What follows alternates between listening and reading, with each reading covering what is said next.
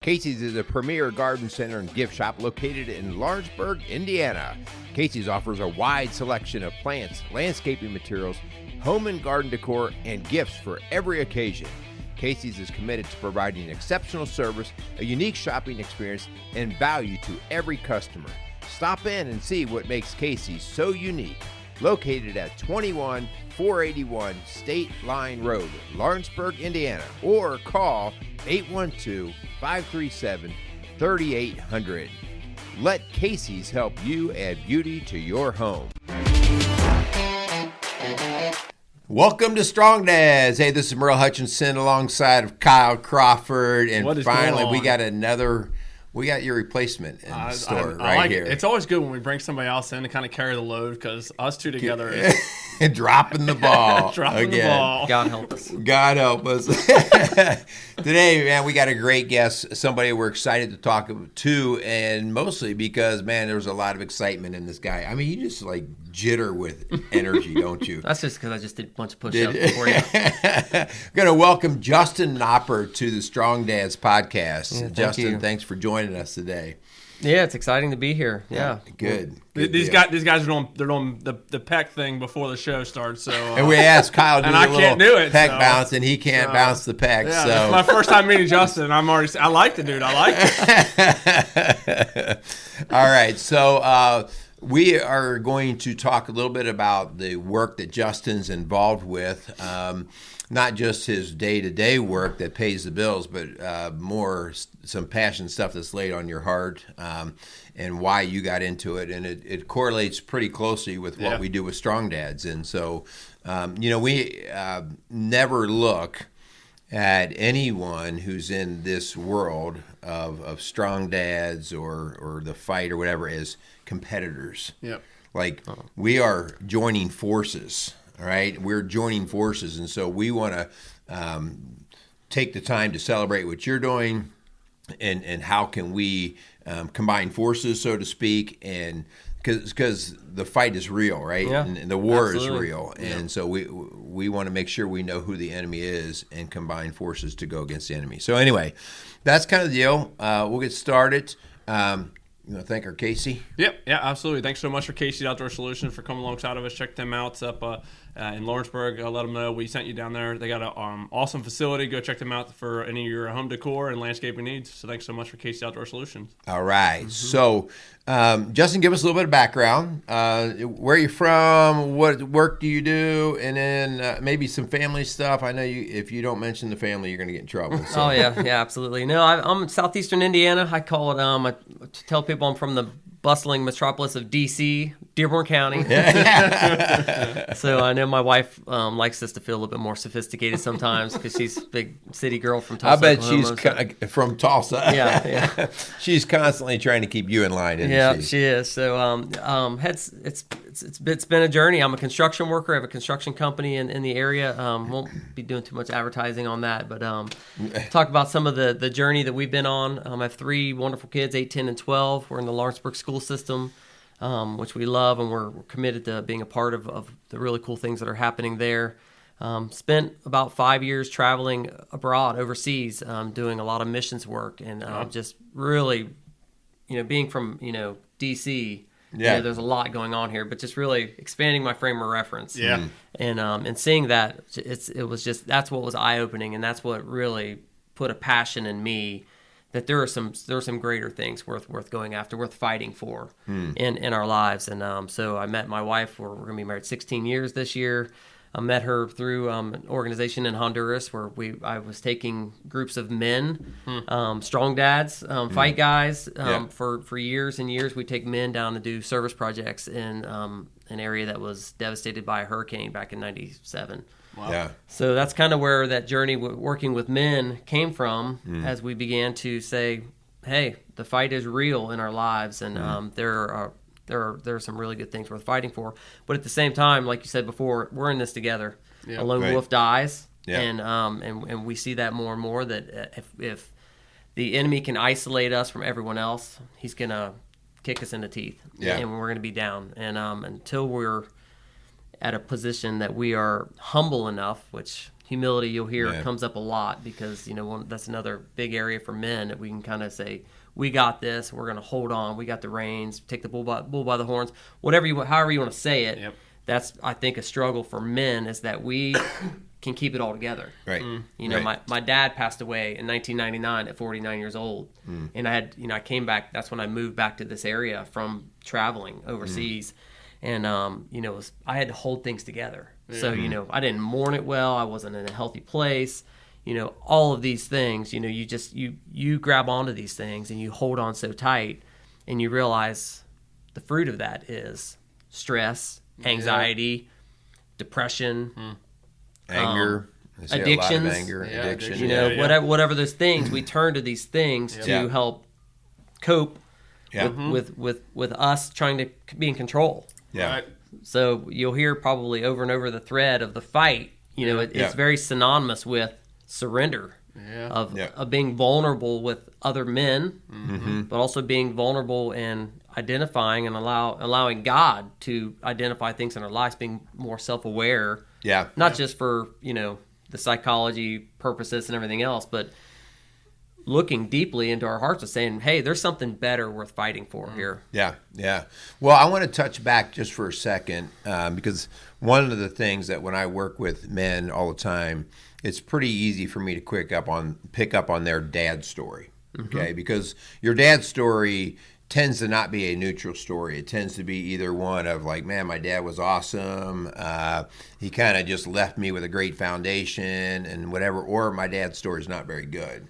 Yeah. It's a wound, that kind of thing. And you mentioned that your dad passed away. How old were you when he passed away? I would have been 23. Okay, so tell me about your dad's story. You've told me, I don't know the full story, but I know that he was a Vietnam vet. He was kind of a badass dude, from what he was a small. He was the glue that held our family together because he was so calm and collected. I mean, just a smooth guy all around, a really small guy. Vietnam, he's like 5'5", 125 pounds wet, when he went to Vietnam. But he came back, and that changed him because of what he saw. Yeah. And my mom and dad were full-on hippies, in the 60s. So, they went through that whole era. So I remember as a very young child, the wild, hippie parties, at our house. Wow. And then something changed. Yeah. Then something changed, and they saw, a different way of living, a call that God had put on their lives. And I got to watch them, my mom and dad, work through that together.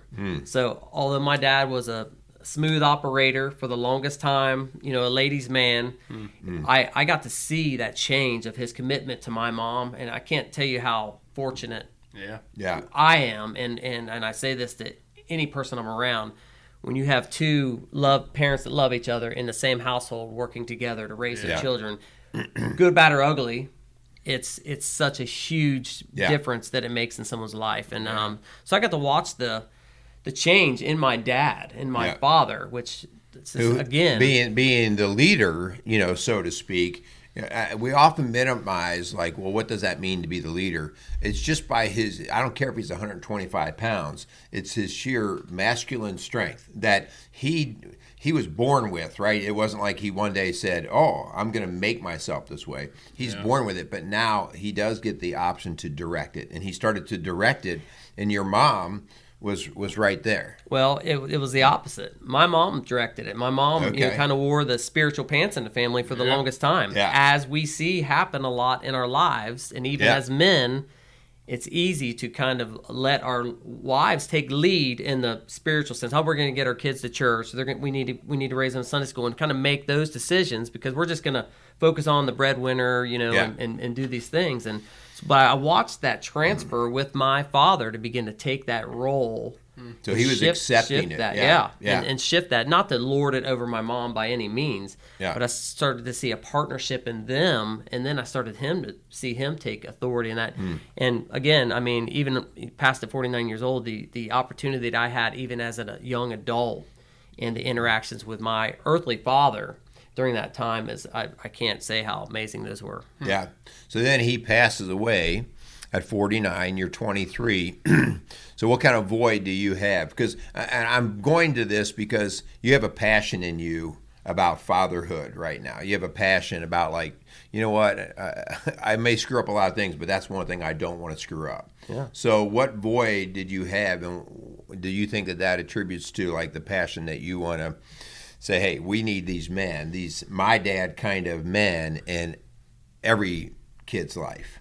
Well, I think it's important that just father figures in general, and even having a good example. And I know there are many men have not had that example. And there's a lot of guys within the fight network that you hear about the wound, the story about, my dad, abused me, or, the way that he treated me, or he was just a workaholic, he was absent, or he abdicated from things in their family. And so I think that's something that's really important that we focus on, and we allow healing to come through that, and we also dig into what's a better example of what a father looks like. Yeah. And there's a lot of myths of that we got to be a badass, or we have to do this or that. Yep. Or we have to make 100K a year. Yeah. Right. Whatever it might be, there's a lot of myths that and things that we have to fight against in the world of what does a good father look like. Yep. And I believe we have a very good example through the scriptures of how Jesus reveals to us how a father interacts with a son. Yeah. Well, will you get into a little bit to that? So obviously you've mentioned a few times about this idea of the fight. Will you talk a little bit about that? Because I think that's that's why one of your passions, right? That this idea of going after men, showing that there's something better to fight for. So will you get into that a little bit? Absolutely. And the fight kind of spawned from a group of men and I. We've been meeting together for 2-3 years now, and we recognize that there's something greater worth fighting for than this humdrum daily thing that we do all the time, and In doing that, we're recognizing that there's a lot in us that has to change. And one of the things that we base this on, the fight is based on Nehemiah 4:14, and it's Nehemiah when he's rebuilding the walls of Jerusalem. And there's been a lot of time that I've been thinking about what are the walls that we want to rebuild, because you're always saying we need to tear down walls, we need to let people in, and this kind of thing, because we do it in fighting. We need to be vulnerable and allow people into our lives and work with each other. But what are some of the walls? I believe a lot of the walls are character and integrity in our lives, that we are rebuilding the foundations. And there's so much of this is connected directly with even rock solid families and and strong dads, of building a strong foundation. And as a builder, that's what I do for my trade. Yeah. It's very easy for me to picture, a broken, shoddy wall. Sure. And, and thinking about how do you fix the footing under that wall. It doesn't matter what you do to the wall if you don't fix the footing. So if the footing is bad, if our foundation is not rock solid, then we're going to have an issue of how far we can build that wall. And so many of us, you see it every day.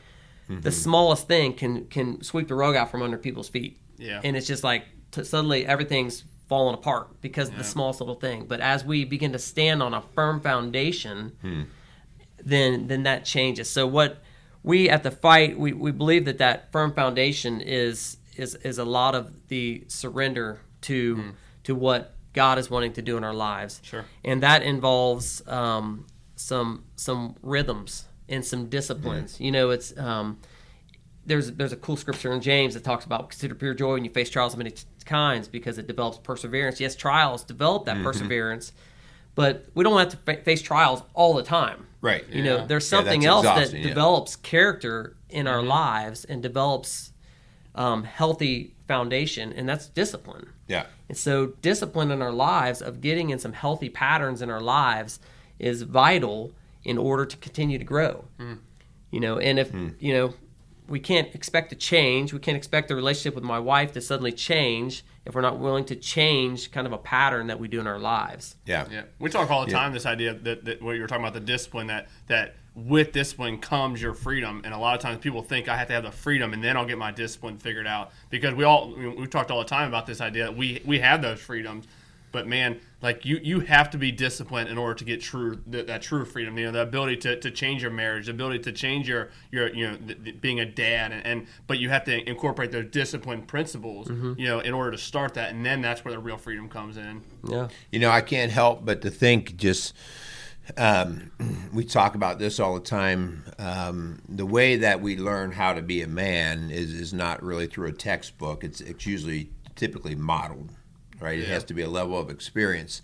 And since we're losing so many models, so many good models, we see pictures of what maybe we think is a good man, a good husband, a good father, and we try to put that coating on, right? And so the old phrase comes to my mind, if you put lipstick on a pig, you still got a pig, right? And so kind of like the wall that's falling down, well, if I'm going to turn a property and I don't want to spend a lot of money on it, I'm just going to throw a new coat of paint on it. Yep. And many men that we're dealing with from the outside kind of just have that fresh coat of paint. We talk all the time like, okay, they've got the body, they're working out of the gym, or they've got the truck, or they've got the paycheck, or they got the woman, right? And so they've got all of these facades, right? These external coatings, but they don't really even know the fight, the underpinning of the fight is not even supported, right? They don't have the foundation. And so what we would, so the question might be like, well, why do we just want to slap a fresh coat of paint on it versus dig down heavy and put the piers in for the foundation? And guys don't even know sometimes that they have to do that. They don't understand the construction concepts that you have to have a foundation, right? Because they haven't been taught. The second thing is it's work. It is. Yeah. It's hard work. Right? Most of us avoid hard work because it's just not fun. Yeah. It's just, and it's a laziness, and then we're in a comfort culture, and so if I got to go dig a foundation for the next 2 weeks with my shovel, forget that. Let's just go ahead and pour the wall and go, and maybe it'll stand for a while. And so the net result is kind of what we're seeing, and we all the time will reference statistics from National Fatherhood Association or organization, and just the number of societal ills, the kids who are out of wedlock, the poverty rate, the drug rate, the dropout rate, the imprisonment rate. All of these are directly connected to the foundation that we're talking about. So, with that being said, I don't want to spend a whole, like, those are obvious, okay? The broken leg is obvious, okay? Right. We're talking about the broken leg. How do we heal the leg? Right. So the challenge might be, Justin, so what are you guys doing in the fight? How do you challenge guys in terms of the healing and giving them the vision? Like, what's your process? How are you connecting? How are you getting guys healed or helping in the healing? Yeah, so there's several different things that we do. So we have monthly rhythms that where we get together, and we intentionally will meet together, and we do a fight breakfast every month, the second Saturday of every month, which is open invitation. Then we do a fight night, the third Friday of every month, where we throw axes in the barn and just have a good time. But one of the things, throw axes at a board, not each other. Yeah, well, sometimes. Yeah. But one of the things in that is the regular rhythms in our lives. If we're going to be disciplined, we're going to have to develop some regular disciplines in our lives. So we encourage guys to get involved. We have every Wednesday morning Bible studies at 7 a.m. To wake up. And there's something that's amazing about getting together with other men or even other people and just cracking the Bible and opening up the Word and just listening. So often we just go to church on Sunday mornings and we kind of check that box. We're good to go. But we don't invite God to lead us in our daily walk. So there's a daily discipline. That we've all heard the prayer, "Give us this day our daily bread." Right? Well, oftentimes God doesn't give us our weekly bread because we would just hoard it up. Yeah. Right. So he gives this is a daily discipline that we have that we got to be digging into some. Yeah, you can't eat things. one meal a week and expect that you're going to survive well. Right. Yeah. So I think the other thing too is being around other men, and just being a part of Strong Dads. Some of these even on Saturday mornings when we would work out and have some just dig in a little bit together. Yeah. To be around people that are going to challenge us. Yeah. Because it is. Nobody likes to be challenged, right? You get a relationship with your wife and she challenges on something that the way that you talk to her, just like, wait, hang on a second, woman, so it doesn't feel good. but it's worth fighting for. These are things that are worth going after. Yeah. And being around other men to be accountable, nobody's policing, saying, hey, what are you doing? Did you drink something today that you should have been? But partnering with each other and having some accountability with other men, specifically just with their struggles that men have that, that women don't particularly struggle with. Obviously, one of those is with our eyes. So having men that are going to set an example, and always having someone. What I encourage guys is like you always want to have someone ahead of you that you're looking toward, that you're being mentored by, but you also need to have someone behind you that you're bringing with you. So I think that's a really good principle in that apprenticeship. Another thing, we're going to go to YouTube and we're going to do a YouTube video on how to do something. It'd be much better to just apprentice under someone who's a little bit further down the line. So there's a lot of principles in that of having strong men around you and being accountable, having some accountability with that. We're not just getting together and, doing a Bible study, or not just getting together to have a inspirational talk, but there's actually a relationship with that. Don't life with each other. And I think that life on life, that's the thing that's going to change some of these. I mean, there are a lot of young men who have no father figures in their life. So they're looking at celebrities, men. They're looking at what am I supposed to be? What is the measure of a man? And if we as men in our community, our Southeastern Indiana community, would be activated and rise up to our role as men, as God-fearing men that would lead our families well, that would lead our businesses well with integrity and character, and lead our communities well, we can make an impact in this small community that's going to resonate out from here. Justin, you had spoken something in my mind, just started, the wheels kind of turning in my brain. When you talk about this idea of rhythms, you have different rhythms that you're doing, whether it be, the axe throwing, or whether it be, doing the breakfast.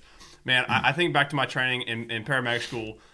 They teach you what a normal sinus rhythm looks like. So the rhythm, your heart monitor. So when you put the stickers all over, they teach you what normal sinus looks like. They have to teach you what that looks like in order to tell you when something's wrong. And I think in a lot of ways that, just talking about the absence of a dad, a lot of times the generation of dads that we're dealing with today, they don't know what normal looks like. So it's really hard to then say, okay, this is where I'm at now. This is not normal. So to have these rhythm checks, to have these times, to go back and having accountability, having someone who is come alongside you, another man, that is normal. That is normal. But for a lot of men, that's abnormal. But they have no idea that it's not normal, because they've never been taught what does normal look like. So I love that when you're talking about this idea of having rhythms, man, to me that speaks to what I do in my profession, because I know what normal looks like. So when I don't see normal on the monitor, I know that this person's in trouble. But again, if guys don't know what that normal, they have no idea that is not normal for them. Well, we've lived sick for so long. We become comfortable with that. It's like when the chiropractor adjusts you for the first time, always tries to go back to the bad adjustment until you discipline your muscles to be able to hold that in place. So that's where that discipline comes in place. And it has to be, and it is hard work. But I'll tell you one thing: it's easier with people around you. It's hard work initially. Right? Like it's hard work initially, but I've always said I'm too lazy to be a criminal, because once you're a criminal, it takes so much work to get out of being a criminal.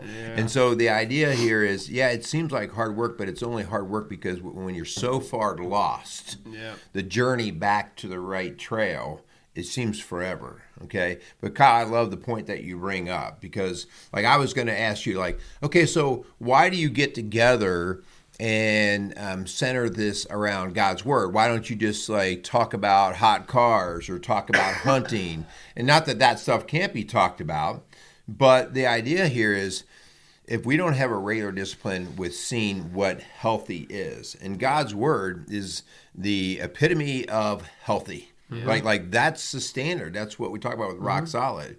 And so if we don't have a daily look at, okay, this is healthy, this is a healthy way. And where do I get that? Only through God's word. Otherwise, I am looking at the latest celebrity, the latest YouTube star, whoever that is. And I'm going, okay, like, man, I want to be like that guy. Well, if that guy's lost, so the idea that we can't just be a group of guys that get together and hang out. Mm-hmm. We have to be a group of guys that hang out with the right vision. Yeah. Does that make sense? Yeah, absolutely. Yeah. Otherwise, the whole group can go astray. Oh, yeah. Yeah. Yeah. Man.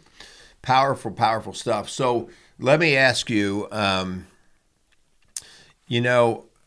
I never had a good father. I have been in trouble in my life. There's no way in the world I'm going to go down to the fight and hang out with these guys because, you don't even know how much of a mess I am. Yeah. What do you have to say to that, dude? I'd say they have no idea how much of a mess we are.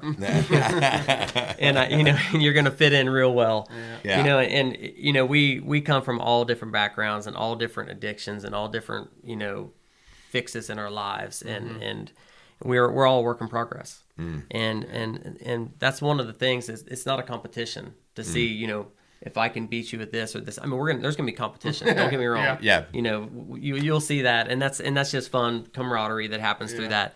But we're on a journey together. And the cool thing about it is that as you get involved in some of these groups, that you're going to find people that are willing to come alongside of you, and that's part of what we try to fight for. We're willing to fight for our brothers, through this process. And right now there are some guys getting their teeth kicked in the fight, in the fight group, and we fight for each other. I mean, but there's obviously if you're not willing to be vulnerable and you want to keep that fresh coat of paint really clean, and you don't want to do the hard work, you're going to be limited to how far you can go. But we're talking about a legacy here with our children. We can fight for our jobs and we can make a lot of money, but at the end of the day, what good has it done if we've left our families at home and our kids are a mess? Yeah. And our kids are struggling at school because they don't have a father that's present in their lives, or our wife is lonely because she doesn't have a man in her life that is willing to listen because it's my way or the highway. So there's, I think, an inspiring, giving guys hope that there's a better way. But there is also, this is weighty. Yeah. That there's a lot on the line, and the most important part of that is your family, your wife, your children, your significant other, even your extended family. Yeah. That's what's worth fighting and going after. And are we willing to be vulnerable enough and surrender our will to ultimately what God wants, but also to listen to other people around us and take heed on that advice. Yeah, and that's we are always talking about the next generation, right? Like if I'm only going to worry about today and just me and how I'm functioning, then hey, is all I need is a little bit of food, a little bit of comfort, and I'm good. But that does nothing to impact positively the next generation. Right. Yep. So I want to ask you. So let's identify, because we're talking about the fight, right? And when you're in a fight, like if you're in the jungle in Vietnam and you are walking through that jungle and the enemy's out there, it doesn't do you any good until you identify the enemy. If you can't see him in the trees, is all you do is become freaked out, right? You become anxious. You be like, I know things are around me, but what do I do, right? So maybe let's talk for a second about, okay, so we're calling this a fight.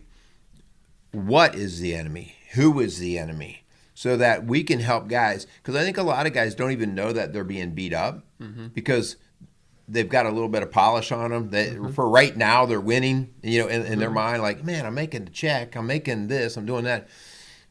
What are some enemies, and what are some things that we can say, hey, dude, like if this is what you're spending time on, the enemy's working with you. What are some things that you see with guys that from the outside they might look like they got Well, it? I mean, I think our number one enemy, and I'd go to fight against anybody over this, is that pride.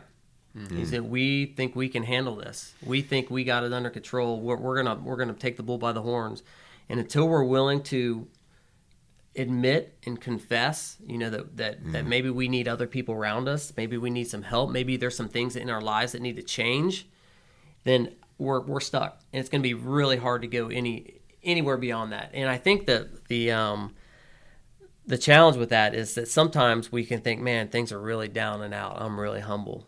No, I think that we need to make sure that it's very clear. You're not humble. You're just lowly, you know. And there's a very big difference between humility and lowliness. Yeah. And so I think as we are willing to surrender our pride and willing to be, and that's kind of that vulnerability. I mean, even if it's with my wife and willing to say, hey, I'm struggling, it's going to be hard for people to come around, you know, if you're stuck in your pride. And that I believe is really a lot of the other things that we will tend toward as men stem from that pride of not being willing to lay some things down in our lives. I want to go there for a second because I cannot agree with you more. Okay, I mean, and I've even thought of myself as humble, and I come to realize I'm more self-deprecating. Like, oh man, I made a mistake. Oh, but I'm really not changing my ways, right? Right. And so it's more like, you know, almost a victim feel sorry for me versus like, dude, like, get your head out of your rear end. Yep. Call it what it is. But can we help him with that? Let's hear that one. you guys aren't strong enough to pull this one out. So the idea here of pride, like as I'm listening to you talk, I've got men in my head, men that I know, I've got a vision of, and I'm seeing certain men go, I'm not buying what they're selling. Yeah. This is BS. What's the next podcast? What you know, and like, how do I know I struggle with pride? I think we should tackle that for just a second because we can all say, yeah, pride's a problem, but how do we know that we're struggling? And I see it in my work all the time. But one way that I'll say is if you at all are canceling anything that we're talking about today, that is an indication that you got a pride problem. Right there. The idea that you say, no, I don't have that issue. No, we get along fine in my family. No, I treat my wife good. No, I need to listen to something else. This right there would be my first indication. A second thing that I see all the time, if your wife or another guy calls you out, you defend yourself right away. Well, yeah, but I do. The yeah buts. As soon as you throw your yeah but in, you say, yeah, I agree with you, but not really. You're going to rationalize what you're doing. Why would I rationalize what I'm doing? Because I'm God and you're not. Oh, crud, I used to do that all the time. You know what I'm saying? And so, like, pride is really hard to identify because you might look at your lifestyle and go, yeah, no, like, I'm not arrogant. I'm not like to show off. That's extreme levels, but those are really the rarity. Yeah. The common is defending the practice that you do that does not honor God. And for me to sit down in like a coaching session with a husband and wife, and for a wife to call out her husband, and for him to just hear it. Yep. That's a step in the right direction. Almost never happens. Almost never happens. Yep. I'll say, tell me what he's doing that's hurting you. And she'll say it, and he'll go, well, yeah, but I think you misunderstand me. He will right away come to his defense. Pride. He's trying to protect himself. Even if she's wrong, you still have to hear it because you have to honor where she's at. Yeah. And so how often are we in defensive mode, not for the right thing, but for ourselves? And you know, I just keep doing what I'm doing. I just keep doing what I'm doing. And so pride is such a powerful word, but man, Justin, like we're so full of it, we don't even know how full of it we are. Oh, man. All the time. Yeah, and it's like, okay, man, the most nutritious piece of food you eat is humble pie, and it tastes miserable. I think another litmus for that pride is that, you know, I really feel sorry for that guy. He's going through that, and I don't struggle with that. You know, he's having a hard time with his relationship with his wife, but I'm a great husband. Or, you know, hey, his business isn't quite as good as mine, you know, because, you know, they really can't keep up with this. So I think the litmus of I feel sorry for that person because they're not quite where I am. That's a really good litmus to say, you know, that's just pride. That's all that is. Yeah. And until we can, which is the comparison model, right? It is. So whenever you're well, at least I'm not as bad as him. So it's not to the standard; it's to it happens in the you. church as well. You know, hey, yeah. I go to this church. You know, that church, I kind of feel sorry for them because they're not quite where we're at. We used to be like that way, but now we're up here. Yeah. Oh, yeah. Is that how that goes? Well, you know, Justin, speaking on that idea of pride, and obviously, I think all three of us would openly admit that pride is obviously an issue. I know for sure for me. I mean, it's not for me, but it is for you. Yeah. You know, in the fight movement that you're doing, how are some of the ways you guys are tackling this idea of pride? Because obviously, if I would generalize a statement that a lot of men deal with pride issues, right? So how do you guys in the fight movement? How do you guys tackle that? How do you fight after people, you know, guys, men that have the pride at the forefront, and I'm okay, and I don't have anything wrong with what I got going on? I mean, it's confessing that we don't have control of it all. I mean, and here's the beauty of this whole thing is, and this is an incredible thing, and as I think it was just as God revealed this to me, it allowed me to be free, and it's that I don't have to carry the weight. Yeah, I don't have to carry everything.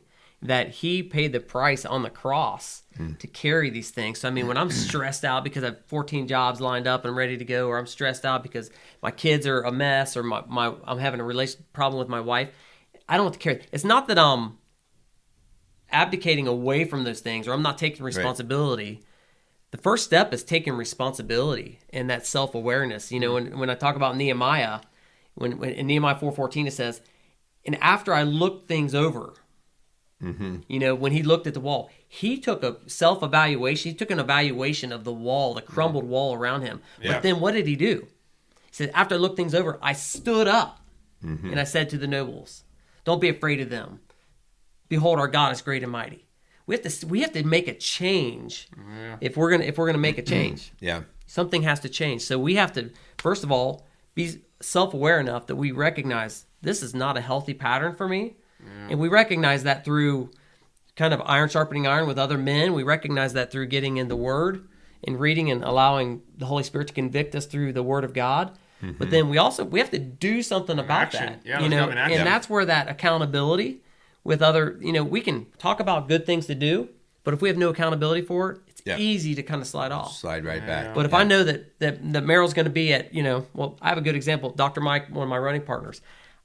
That guy's going to be at my doorstep at 7 a.m. ready to run on Sunday mornings, every Sunday morning. I'd be locking that door. Yeah, right. Well, for the past 10 years. And so the days when I think about, I'm just going to roll over and get to sleep because I'm tired. Yeah. No, he's going to be waiting for me at 7 a.m. Yeah. So, I mean, there's just, and it's really as easy as that. Yeah. So we have a predictable pattern in our life that kind of brings that accountability. We have to develop those rhythms in our lives with other men and other people in our lives to have that accountability, that partnership, and that helps us move forward through some of those things. That's awesome. Yeah, I have watched myself over the years as physically avoid accountability. Like I don't want to sign up for that race anymore because it hurts to do the training, or you know, I'd rather sleep in. And you're so right. Like no.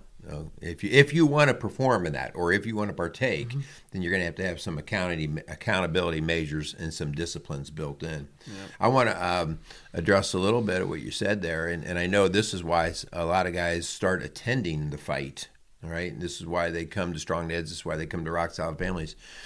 Is that they finally been kicked in the gut one last time that they don't think they're going to survive it. When you talk about how do we handle pride, how do we start to break that down and turn that around, as much as it sucks, like many of us, myself included, have to get kicked in the teeth. So if you're in a place in your life right now where you're like, oh my gosh, I don't even know if I want to live, I don't know about my marriage, I don't know about my job, I don't know, whatever, that's the best place you can be. That's the best place you can be, because now you're raw for coaching. Right? Now you're raw for what I'm doing is not working. And so if you find yourself in that place, all right, take a breath and now surrender to the help. Because it is out there. A lot of people say, oh, there's no place to get help. No, help's all over. You just haven't looked for it. It's all over. Whether it's the fight, Strong Dads, counseling, a church, just a guy to go talk to. It's all over. But the excuses for avoidance are also all over. And so, hey, right now, if you're getting kicked in the teeth, all right, embrace it, man. Embrace the pain and say, okay, this sucks. What do I need to do to get out? Yeah. So. Hey, Justin, how are guys getting involved in the fight, or how are you guys reaching the guys? Like, how does that kind of work as far as our guys coming to you, or you guys going to the guys? We had a really great opportunity in March. We had our first fight camp. Okay. Similar to what like the man camps, very similar. A lot of guys are involved with Crossroads. So, we're very familiar with that, and they did an amazing job bringing that together. But I think just some of these activities, like the fight nights and the fight camp, as guys come, they realize, hey, I can be real. I'm not going to be judged here, but I'm going to be challenged. Yeah. And it's okay to be vulnerable. As they see that and there's opportunities, we're not always digging into the word, and we're not always, it's not always kumbaya, it's never kumbaya. Yeah. But it's rarely like that. It's much more, hey, we're talking about common interests. It might be fishing, it might be cars, whatever it is, but they're being around a different culture. Yeah. We're not just out there getting boozed up and and drinking our and talking bad about our wives and families and complaining. There's a different culture that we're trying to create with that. So there may be nothing brought up at all, but you might just be around some healthy men that actually show that that care for you and that you can be vulnerable with. So I think having some of those rhythms that's called discipleship is what that's called. Yeah. But I love the word that you use there. It's culture. Yep. Yeah. And we tend to saturate ourselves in the culture that accepts us for what we are, and sometimes what we are is not honoring God. It's not using our gifts. It's not putting us in the right position. It just allows us to stay stagnant, right? So I just want to go off of what you said there, Kyle, the idea of, so how can guys, I know you said some of the things that you do, but how can guys give us your location? How can they get in touch with you? How can they get involved? Give them a little info. Yeah, so we there is a fight Facebook page that one of our guys manages. There will be posts there. You can look under the fight as a nonprofit, on general Facebook. We meet down the second Saturdays. We have a fight breakfast. We literally, guys, just and there's way too much food. And it's amazing. I mean, we had a fight failure with breakfast one time. We had burnt eggs and some nasty sausage one time. And since then, guys are bringing smoked pork butts and everything else. So now it's amazing. We do that the second Saturday of every month at 302 Walker Avenue. It's just a big pole barn. 302 Walker Avenue. Yep, Walker Avenue in downtown Lawrenceburg behind the firehouse. Okay. Anybody's welcome to stop by there, and it's 7 a.m. Saturday morning. So it's a little bit of an alley. So like if you're driving down there, you might. It's a little bit of an alley, and then you go down there. I think you're the first building. It's the first building. Alley. Yeah, it's right there in that alley. So. If that's something, you're welcome. And at 7 a.m. on a Saturday morning, usually guys are hungry for something more than just breakfast. So oftentimes the conversation goes a little bit deeper, similar to kind of how we're talking today. Fight nights are very different. We just come, we throw axes, we play cornhole, we open up the barn, and, we just have a good time. Like we did a fish fry a few weeks ago. And you can come and get involved. Same location, 302 Walker Avenue, the third Friday of every month. Okay. You stop by there, get involved. And one of the things that we're always looking for in the fight, kind of the fight leader captains are always looking for opportunities to encourage guys and to just come alongside of people where they are. Yeah, so you might not be a guy who's actually in a bad way, but hey, if you're a guy who's kind of been there, has some experience, hey, you're welcome, right? Well, you will be surprised at the guys who look like they got it together great once they finally let down their guard, and you start to see the reality of our lives, and that's the beauty of the whole process is that as we lay down our pride, it oftentimes takes us to a broken state in our lives, and that is one of the best places to be. Not that you're necessarily that your marriage is broken, that your kids are broken, that you have a major addiction or anything else, but when you recognize that there's nothing good inside of me outside of God and others, that's kind of the definition of humility that I use a lot. You recognize all the masks that you've been hiding behind. Like I see that, I've done well in this area. Take that mask off, take that one off. There's so much healing that can happen with a broken heart and just a vulnerable place with other men. And I mean, we whether we admit it or not, we all struggle with our different fixes. Yeah. And we can get past those, but it's together. Yeah. It happens best together. I mean, we're not going to do this on our own. Yeah. And if we're holding on to the reins so tight, it's time to let go and just open your hands up and let some other people come alongside of you. Yeah. All right, man. Great stuff. I want to thank you for being on Strong Dads, Yeah, for and sure. I thank you for the work that you're doing. And I know that your heart is passionate for really everything that you do. If your heart's not in it, you're just not doing it, right? And so you run full tilt, which is exhausting for the people in your life, I'm sure. Your poor wife, she's. But I love it because God gifted you with that energy, and now you're using it in a way like, hey, let's do something good with it versus just fulfilling yourself, right? So I want to thank you for that. Any last words you want to say, just in general? Just keep up the fight. There's some better things worth fighting for. And we appreciate you guys at Strong Dads and everything you guys are doing. Really, it is defining a new culture in our area for men. Of what a real man looks like. And let me say too, just there's a big deal with keeping it local. It's not that you don't want to grow it out, but every man needs to know that in his neighborhood, so to speak, that there's a resource there. And so there might be some place over in California and New York, and I can get online and kind of get fed a little bit.